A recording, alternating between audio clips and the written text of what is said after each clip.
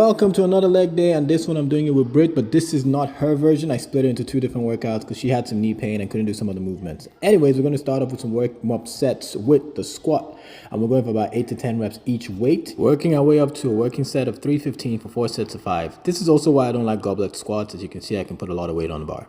Anyways, after this, we're going into a drop set, and we're going to go for about 4 to 5 reps each weight until we get to our very bottom weight, which is 135, and we're going for as many reps as possible. I think I capped this at 15 reps. Now we're going into some leg curls, and you can try this variation over here where you lift your chest up the bench. I tried this out with one of my friends. It killed me. Now we're going to finish up with some 100 walking lunges, body weights, and that's the work.